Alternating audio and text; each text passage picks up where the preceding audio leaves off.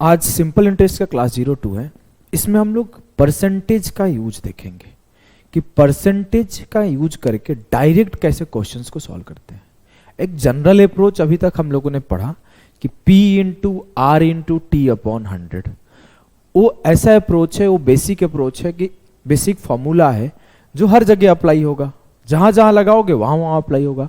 लेकिन आपको हर जगह यूज तो नहीं करना है ना, आपको टेक्निक सीखना होगा, आपको अप्रोच सीखना होगा, आपको तरीके सीखने होंगे, आपको मेथड्स सीखने होंगे कि सवाल को पढ़ने के बाद मैं डिसाइड कर पाऊं कि किस मेथड से सॉल्व करूं तो मैं तेज करूंगा। अदरवाइज आप बेसिक तरीके से जिंदगी भर पढ़ते रह जाओगे, है ना। आ जाओ स्टार्ट करते हैं।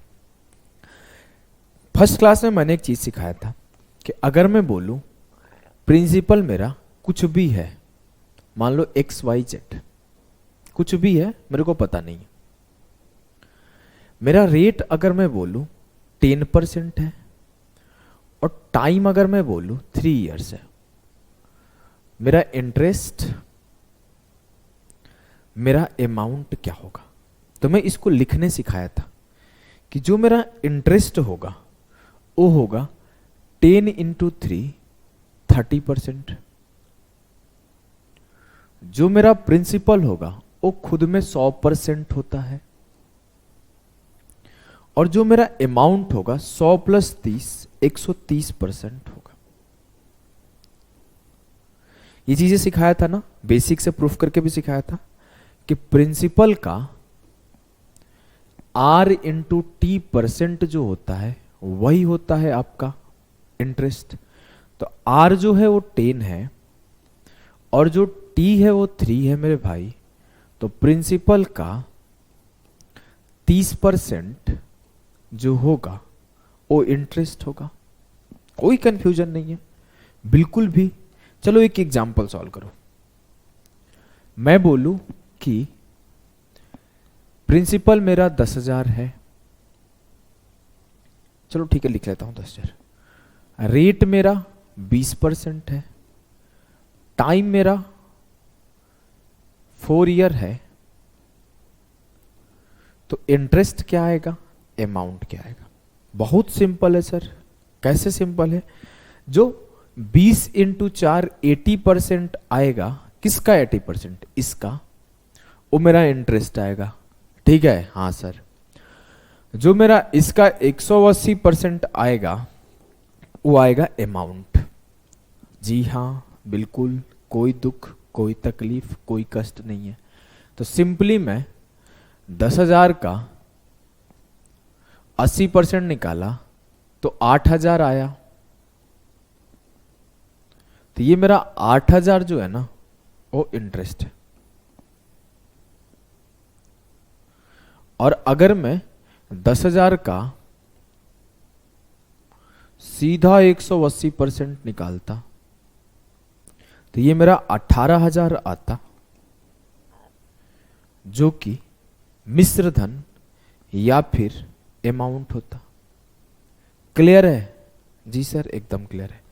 इतना आपको समझ में आ गया ना कि जो R इंटू टी परसेंट होगा वो इंटरेस्ट होगा, और जब उस R इंटू टी में प्रिंसिपल 100% को जोड़ दूंगा तो अमाउंट होगा। इतना तो आप समझ गए ना कि अगल कर को मैं बोल दूं कि R मेरा 15% है, T मेरा 3 ईयर है, तो आप सिंपली बोलते जाओगे कि इंटरेस्ट होगा मेरे सर 15 इंटू 3 45%, और जो मेरा टाइम होगा सर, टाइम नहीं, जो मेरा मिश्रधन अमाउंट होगा वो 145% होगा, और प्रिंसिपल तो अपने आप में 100% होता ही है। ये सिंपल सी बात लिखने आपको समझ में आ गया।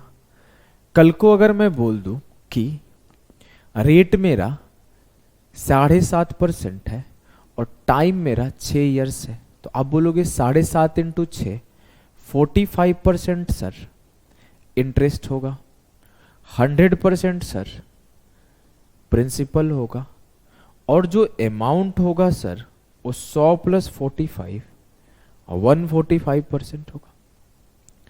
क्लियर है? जी सर एकदम क्लियर है।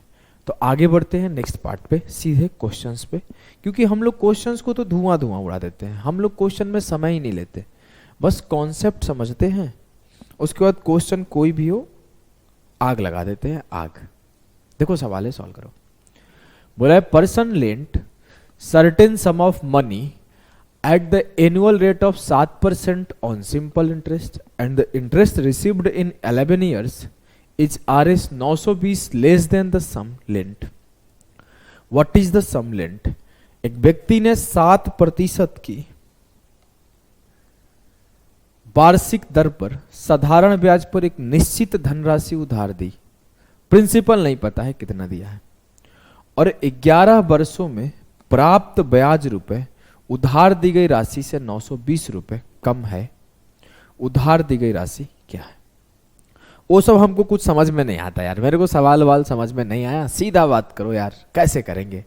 अच्छा मेरे को सर इतना पता है 7% पर 11 ईयर्स के लिए दिया गया है, जो मेरा इंटरेस्ट आएगा वो क्या आएगा? 77%। जी हाँ, ये तो मैं फिर से मिटाता हूं, पीछे ये सिखा रहा था ना कि आपको रेट पता है, टाइम पता है, इंटरेस्ट लिख दोगे। जी हाँ, तो यहां भी बोल रहा है कि 7% पर 11 साल के लिए दिया गया है, तो जो मेरा इंटरेस्ट आएगा वो 77% आएगा, एकदम एकदम कोई दिक्कत नहीं। और हम लोगों को एक बात पता है कि जो प्रिंसिपल होता है वो 100% होता है। जी सर, अब ये बोल रहा है ना कि एक स्टेटमेंट दिया है कि the interest received is 920 less than the sum. जो सम है वो 100% है, जो इंटरेस्ट है वो 77% है। ये बोल रहा है कि 920 कम है, लेकिन सर रियलिटी में तो सिर्फ 23% कम है। तो जो 23% कम है वो 920 के बराबर है, तो जो 1% है वो 40 के बराबर है। 23 चौके 92 काट दिया, तो जो 100% है वो 40 इंटू 100 4000 के बराबर होगा, जो होगा मेरा प्रिंसिपल। गर्दा मचा दिए।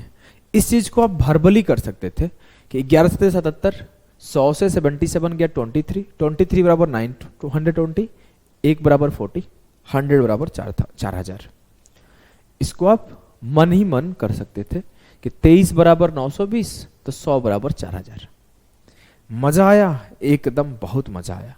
आइए फिर आगे चलते हैं नेक्स्ट क्वेश्चंस पे।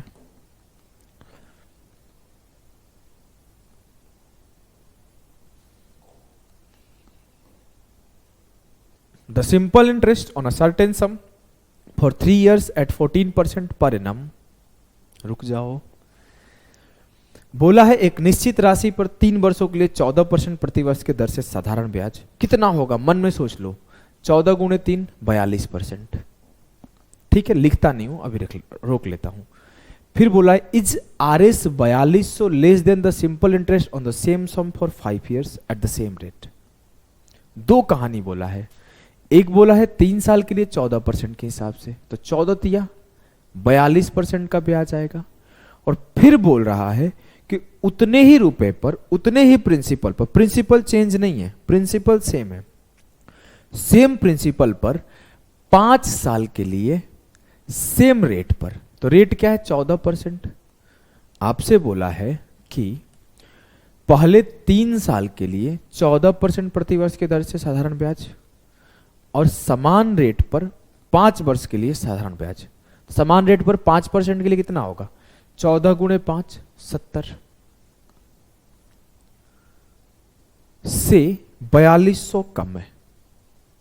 अब आपसे ये बोला जा रहा है कि जितना हम लोग पहले पे ब्याज कमा रहे हैं और जितना हम लोग दूसरे पर ब्याज कमा रहे हैं, दूसरा वाला 4200 ज्यादा है या फिर पहला वाला 4200 कम है। सर रियलिटी में कितना परसेंट कम है? 70 से 42 गया 28%। फिर से एक बार समझाता हूं।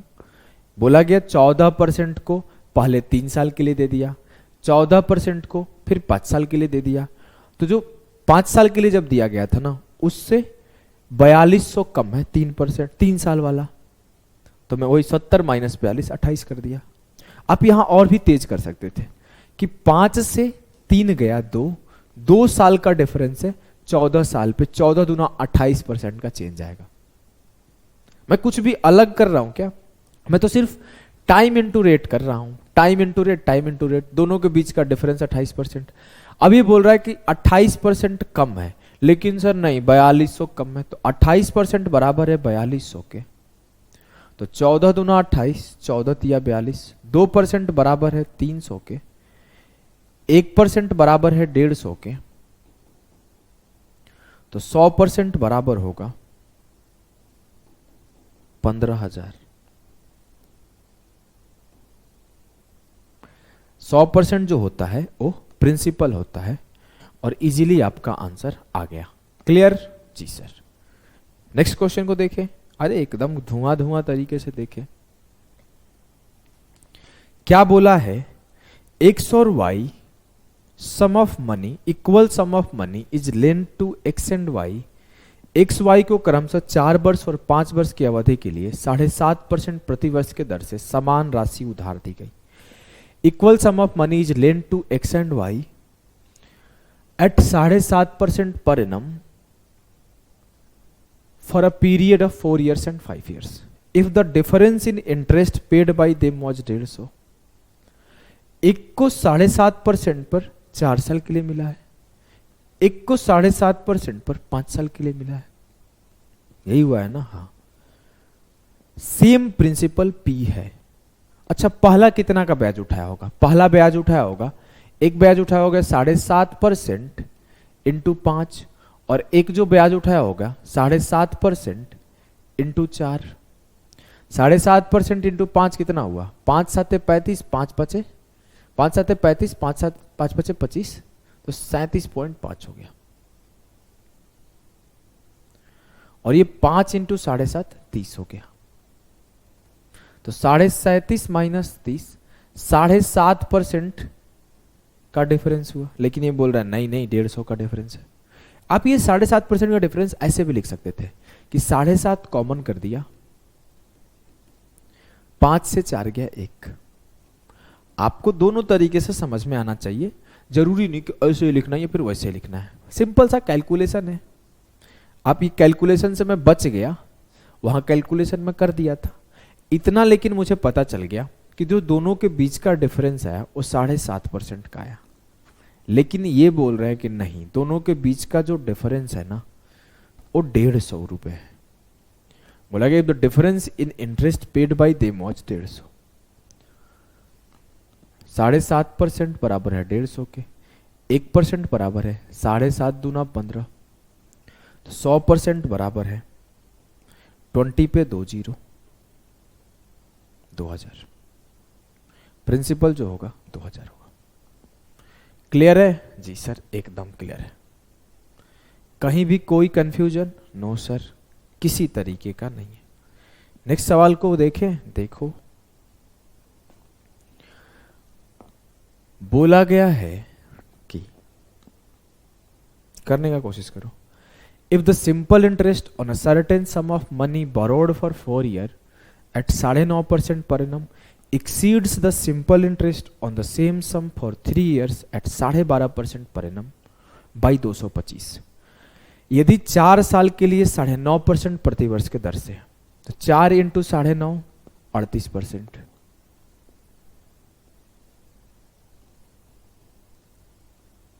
ऐसे में कर दिया 4 इंटू 9.5। इतना तो समझ है मेरे भाई आपको। आर इंटू टी करना है, हमको कुछ आता नहीं, मेरे को सिर्फ आर इंटू टी कर देना है।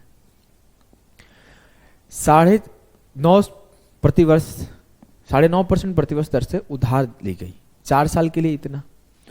एक निश्चित राशि पर साधारण ब्याज 3 साल के लिए उसी राशि पर, ये थोड़ा सा हिंदी गड़बड़ लग रहा है मेरे को। हिंदी, ये जो एक निश्चित राशि है ना, पहले रहना चाहिए। एक निश्चित राशि पर साधारण ब्याज यदि 4 साल के लिए 9.5% प्रतिवर्ष की दर से उधार ली गई, और उसी राशि पर 12.5% प्रतिवर्ष की दर से 3 साल के लिए, तो 3 इंटू 12.5, 12 36 और 1 37.5। 3 इंटू 12.5 कर दो, आपको 37.5% मिल जाएगा। 3 5 15, 12 36 1 37। क्लियर? जी सर।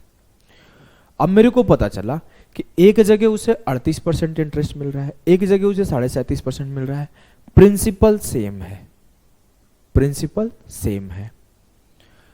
यहां पे कंडीशन वही चल रहा है, प्रिंसिपल मैक्सिमम जगह सेम है। आगे आप देखते जाओ तो सब में प्रिंसिपल सेम सेम ही मिल रहा है, कहीं पे भी प्रिंसिपल अलग अलग नहीं मिलेगा, समझे? तो आप ऐसे लिख भी सकते हो कि सबके सब में प्रिंसिपल सेम चल रहा है, प्रिंसिपल में बदलाव नहीं है। तो ये कॉन्सेप्ट का नाम प्रिंसिपल सेम भी लिख दो तो कोई दिक्कत नहीं है, आप डायरेक्ट यूज कर रहे हो परसेंटेज का, और ऐसे केसेस में प्रिंसिपल सेम ही रहता है, तभी हो पाता है फॉर द सेम प्रिंसिपल। आप ये भी ध्यान रखो कि देखो याद रखने का तरीका होता है, जो कॉन्सेप्ट का नाम होता है ना वो याद रखने का तरीका होता है कि कौन से कॉन्सेप्ट पे कौन सा सवाल बेस्ड है। अब मुझे पता है कि ए प्लस बी के होल के ऊपर बेस्ड है तो मैं जल्दी पकड़ पाऊंगा, इसी वजह से नाम दिया जाता है। इसका नाम आप सेम प्रिंसिपल कॉन्सेप्ट रख के भी याद रखोगे ना तो ठीक है, आपको सिर्फ ध्यान रहना चाहिए अच्छा ये तो इस कॉन्सेप्ट पर है, जल्दी से कर दोगे, इसी वजह से कॉन्सेप्ट का नाम देना होता है। नहीं तो मैं भी चाहूँ तो एक ही बार 100 सवाल लेकर आऊँ और कहूँ देखो आज सिंपल इंटरेस्ट से स्टार्ट करते हैं और एक से लेके 100 तक सॉल्व करा दो, उससे आपको फायदा नहीं होगा। मैं 10-10 सवाल के कॉन्सेप्ट वाइज 12-12 सवाल 15-15 सवाल को बांटता हूँ, बैठ के बहुत मेहनत से बांटता हूँ, बहुत टाइम लगता है। उसके बाद उसको सीक्वेंस वाइज अरेंज करता हूँ कि कैसे zero level, moderate level, high level, और फिर लेके आता हूँ।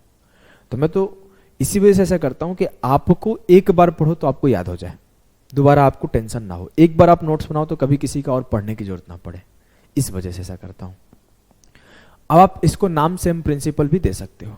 अब मैं बोला 38% से 37.5% कितना, 0.5%, 0.5% का कमी है, लेकिन ये बोल रहा नहीं 225 का कमी है, तो 0.5% बराबर है 225 के। 5 से काटा, 5 चौके 20, 5 5 25, डेसिमल को उड़ा दिया था तो एक जीरो यहां आ गया, तो 1% बराबर हो गया 450, 100% हो जाएगा 45,000। क्लियर? जी सर, कोई दिक्कत नहीं? No sir. नेक्स्ट क्वेश्चन को देखो, बोला गया है when two equal amounts are deposited for 5 years and 3 years at the rate of 7% and 9%, the difference of their simple interest is Rs 475. Find the deposited amount. जब दो समान राशियां 7% 5 साल के लिए 7-5-35% और 9% 3 साल के लिए 9-27% दिया गया, तो जो ब्याज में चेंज आया वो 8% का आया। लेकिन ये बोल रहा है नहीं, जो ब्याज में अंतर आया वो 475 का आया। तो 8% बराबर है 475, 1% बराबर होगा 8-5-40, 8-9-72, 3 बच गया, 8-3-24 और 8-5-40। 1% सही है ना? 8-5-40, 8-9-72, 8-3-24, 6 बार में जाएगा आई थिंक। 60 बचा, 8-7-56 और 8-5-40। 1% बराबर हो गया 59.375। 100% बराबर होगा 2 जीरो 2 डेसिमल उधर चला जाएगा 5937.5। पहले 1 2 3 के बाद डेसिमल था, जैसे 2 जीरो से मल्टीप्लाई हुआ तो ये 1 2 डेसिमल इधर चला गया।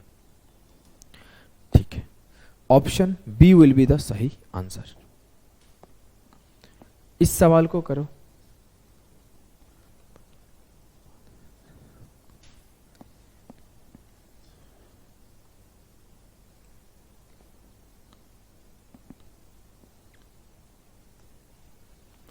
बोला है A borrows sum of Rs 90,000 for 4 years at 5% simple interest. He lends it to a B at 7% for 4 years. The simple interest is at simple interest. What is his gain? अब यहां पे हो रहा है ना कि ए क्या कर रहा है, 90,000 मान लो मेरे से लिया, बोला भैया मैं आपको 5% के हिसाब से 4 साल में लौटा दूंगा, तो 5 चौक के 20% मुझे ब्याज वो लौटाएगा, 20% ब्याज के सहित। वो किया क्या, लिया और दूसरे जगह दे दिया। वो जब दे रहा था तो वहां 7% के हिसाब से 4 साल में दे दिया। मतलब वो कमाने कितना लगा, 7 गुणा 4 28%। तो वो कितना गेन कमा रहा है सर, वो 8% का गेन कमा रहा है। किसके ऊपर, प्रिंसिपल के ऊपर। तो जो आपका 90,000 का 8% होगा वही उसका गेन होगा। 90,000 का 8%, 9×8 = 7200 will be the correct answer. कुछ करना ही नहीं है, बस आपको R×T देखना है और आंसर आ जाएगा। बस आपको R×T देखना है और आंसर आपके कदम चूमेंगे। क्या है सवाल अगला, देखो सवाल ये है कि the amount on the certain sum of money in 6 years at the rate of interest 7.5% per annum each 11,600, what will be the amount on the same sum at the 10% per annum for 6 years। अच्छा सवाल है। बोला है कि एक निश्चित धनराशि पर 7.5% प्रतिवर्ष के ब्याज से 6 वर्षों में 7.5 × 6, तो 7 दूना 14, 1 15/2 × 6 कितना आया, 45%। 45% क्या है, इंटरेस्ट। अब मैं बोलूं, यहां पे बोला गया है कि एक निश्चित धनराशि पर 7.5 प्रतिवर्ष के ब्याज पर 6 साल में 11,600 रुपए की धनराशि प्राप्त होती है। 11,600 की धनराशि प्राप्त होती है तो वो आपको मिश्र धन प्राप्त हो रहा है। ये नहीं बोला है, ये नहीं बोला है कि यहां पर आपको ब्याज प्राप्त हो रहा है। इट मीन्स जो आपको मिलने वाला 11,600 है वो किसके बराबर है सर, वो बराबर होगा 100% प्रिंसिपल और 45% इंटरेस्ट, 145% का। समझ में आ रहा है। शुरुआत में ये चीज सिखाया था कि आपको सीधा अमाउंट लिखना है, 15 × 3 45%, 100 में 45 जुड़ जाएगा, अमाउंट 145 हो जाएगा। 7.5 × 6 45%, 100 में अमाउंट जो 100 में प्रिंसिपल, 100 के प्रिंसिपल में इंटरेस्ट जुड़ जाएगा, 45% हो जाएगा। बस मैं उसी पे जाऊं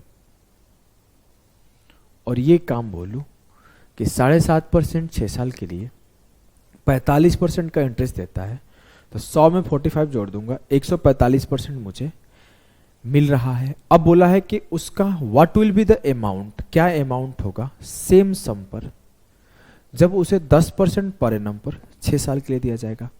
तो 10 गुणा 6, जब उसे 60% मिलेगा तो उससे 60% इंटरेस्ट मिलेगा, तो उसे अमाउंट, इट मीन्स मिश्रधन क्या रेट बन जाएगा, तो 100 + 60 160%।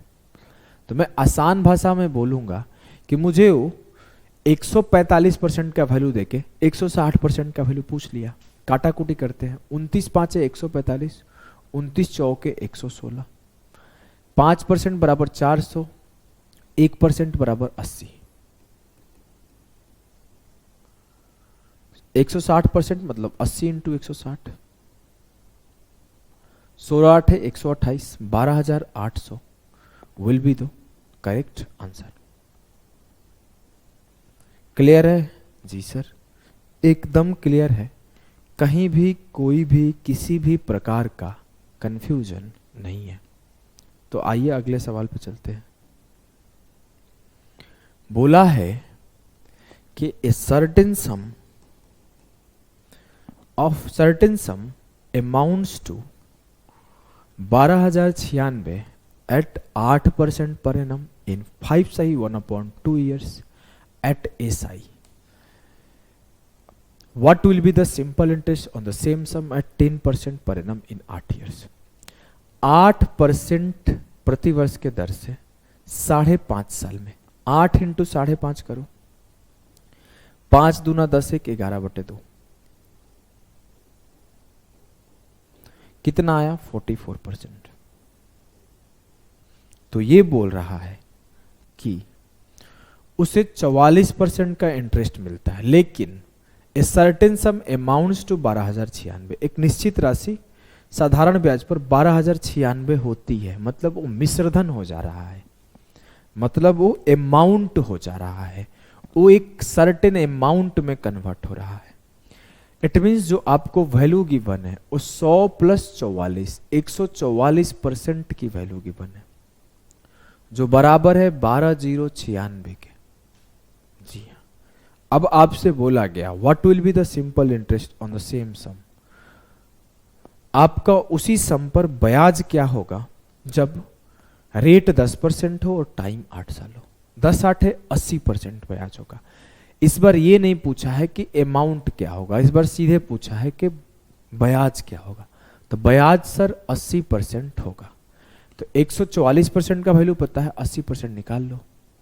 12 से काटा 12 बार गया, 12 से काटा 12 एकम 12, 12 8 196, 12 से फिर काटा 12 8 96, 4 बचा 12 चौक 48। 1% बराबर हो गया 84 के। तो 80% बराबर होगा 84 इंटू 80, 84 इंटू 80 मल्टीप्लाई करो, 8 चौके 32, 8 8 64 और 3 67, 6720 will be the correct answer. Clear है? जी सर एकदम क्लियर है, कोई भी किसी भी प्रकार का कंफ्यूजन नहीं है। आइए इस सवाल को करते हैं। The amount received on a sum invested at 8% per annum simple interest for 3/1/2 year exceeds the simple interest on the same sum at the same rate for 15 years। अब देखो इसमें लैंग्वेज कैसे बदला है। निवेश की गई राशि 8% प्रति वर्ष के दर से 3.5 साल का साधारण ब्याज प्राप्त होता है। The simple interest on the same sum at the same rate 15 years by 600। देखो एक इसमें ना बहुत ज्यादा लैंग्वेज का खेल है। बोला गया एक अमाउंट रिसीव किया गया 8% के हिसाब से 3.5 साल बाद। तो मैं किया क्या, 8% इंटू 3.5 किया, पहले 3 दूना 6 7/2 कर देता हूं सिंपल। कितना आया, 2 चौके 8 7 चौक 28, 28%। 28% को तो उसको इंटरेस्ट मिला होगा, लेकिन वो तो अमाउंट रिसीव किया है, मतलब वो रिसीव कितना किया होगा, 128%। अब क्या बोल रहा है देखो, जो ये 128% आया ये एक्सीड करता है, ये बड़ा है किससे, द सिंपल इंटरेस्ट, एक ब्याज रिसीव किया है सेम सम पर, उसी प्रिंसिपल पर, सेम दर से, मतलब इसी 8% दर से 15 साल बाद। तो 8% के हिसाब से 15 साल में कितना दर कमाएगा, कितना ब्याज कमाएगा, 8 गुणे 15 120%। सर ये कितना एक्सीड कर रहा है, 8%? नहीं, ये ओरिजिनली एक्सीड कर रहा है 600। तो 8% बराबर है 600, 1% बराबर होगा 8 7 56, 8 5 40, 100% बराबर होगा 7500। अब क्या बोला है कि what will be the amount of the same sum, उस सम का अमाउंट क्या होगा, what will be the amount of the same sum in 5.5 years at double the same rate. अब बोल रहा है कि अगर मैं उसी सम को दूसरे टाइम और दूसरे रेट पे लगा दूं तो मुझे क्या मिश्र धन मिलेगा। मैं बोलूं उसका टाइम क्या है, तो 5 सही 1/2, 5 दूना 10 1 11/2।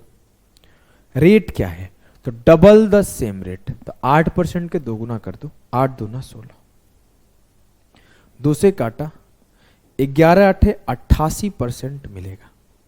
मतलब 88% का तो ब्याज मिलेगा, उस प्रिंसिपल पर जो अमाउंट मिलेगा, जो मिश्रधन मिलेगा, वो 188% मिलेगा, 188% मिलेगा। मैं काटता हूं 2500 के 100। सर ऐसे क्यों काट रहे हो, देखना बताता हूं क्यों काट रहा हूं। 25 थी या 75, 4 से काटा, 4 चौके 16, 4 7 28, 47 इंटू 3 14100। अगर मैं इस 2 0 से 2 0 काट देता तो मुझे 75 से 188 को मल्टीप्लाई करना होता, थोड़ा डिफिकल्ट होता, तो मैं क्या किया, 75 को काट के और इन दोनों नंबर को काट के कैलकुलेशन आसान बना लिया। क्लियर? जी सर। नेक्स्ट क्वेश्चन को देखें। हाँ, ये सवाल थोड़ा सा चेंज है, अभी तक में जो पढ़े थे उससे थोड़ा सा अलग है, लेकिन मैं रख लिया था। वैसे ये अलग है, थोड़ा सा अलग है। इसके पहले प्रिंसिपल हर केस में सेम था, जो उनमें चेंजेज आ रहे थे वो सिर्फ रेट के चेंजेज आ रहे थे। इसमें प्रिंसिपल अलग है। बोला गया है if the rate on 28,000 at some rate, if the simple interest on 28,000 at some rate for 3 years is 225 more than the simple interest on 27,000 at the same rate for 3 years, then what will be the simple interest on 35,500 for 2 सही 3/5 years at the same rate। पहला सवाल बोला गया है कि 28,000 पर 3 वर्षों के लिए किसी दर पर साधारण ब्याज 27,000 रुपये पर 3 वर्षों के लिए समान दर से साधारण ब्याज से 225 रुपये अधिक है। मतलब 28,000 पर R% से 3 साल और 27,000 पर R% से 3 साल, और फिर जो इन दोनों का डिफरेंस है वो 225 है। मतलब ये वाला 225 ज्यादा है इससे। मैं निकाला, 2 जीरो से 2 जीरो गया, 28 दिया। यहां पे 840 R का इंटरेस्ट आएगा, यहां पे 810 R का इंटरेस्ट आएगा। इन दोनों का बीच का डिफरेंस कितना है? 30 R। लेकिन वो बोला है नहीं, इन दोनों के बीच का डिफरेंस है 225।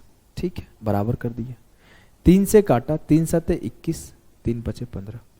R बराबर हो गया 75/10, 7.5। मेरा रेट कितना आ गया? 7.5%। क्लियर है? जी सर। अब बोला है तो उसी दर पर then what will be the simple interest on 35,500 for 2 सही 3/5 years at the same rate। उसी दर पर 2 सही 3/5 वर्ष के लिए 35,500 रुपए पर साधारण ब्याज क्या आएगा? निकाल लो। प्रिंसिपल 35,500 है, रेट मेरा 7.5% है, 75/1000 कर देता हूं, क्योंकि 7.5/100 होता, डेसिमल हटाया तो 1 जीरो एक्स्ट्रा हो गया, और 2 5 10 3 13/5 आपका टाइम हो गया। निकालते हैं, निकाले ना? जी सर। 2 जीरो से 2 जीरो खत्म। ठीक है, 5 से काटा, 5 दूना 10, 5 और 5 ऐसे नहीं काटते, देखो कैसे काटता हूं मैं, कंफ्यूज हो जाओगे आप लोग। 5 से काटा 15 बार, 5 से काटा 3 बार, मल्टीप्लाई करो। 3 से पहले 355 में किया, 3 5 15, 35 दिया, 105 और 106, 1065। फिर 1065 में 13 से करूंगा और 2 से डिवाइड कर दूंगा। 13 5 65, कितना बचा? 6, 13 6 के 78 और 4, 13 6 के 78 और 6, 84 की 4, 8 बचा। 13 0 8, 13 एकम 13, इसको 2 से डिवाइड कर दो। 2 से डिवाइड किया, 2 6 के 12, 2 9 18, 2 दूना 4, 2 दूना 4, 2 5 10। 2 से डिवाइड किया हूं तो 6922.5 जो आया मेरा ब्याज आया। क्लियर है? जी सर। तो यहां पे हम लोग मैक्सिमम सवाल में डायरेक्ट यूज ऑफ परसेंटेज खेले थे। ये थोड़ा सा मिसलेनियस टाइप का सवाल था, जिसको मैं यहीं पे रख लिया था। नहीं तो आप कोई भी सवाल देखो तो सीधा परसेंटेज बेस्ड ही सारा सवाल था। ठीक है? जी सर। तो आज का सेशन यही एंड करते हैं। छोटा सा एक कॉन्सेप्ट परसेंटेज या फिर सेम प्रिंसिपल का कॉन्सेप्ट पर निपटा दिया। अगला होगा हमारा कि डिफरेंट प्रिंसिपल, डिफरेंट टाइम, कभी डिफरेंट रेट, कभी डिफरेंट टाइम, उस टाइप के सवाल नेक्स्ट सेशन में जल्दी ही करेंगे। अभी के लिए इतना ही। Tata, bye bye.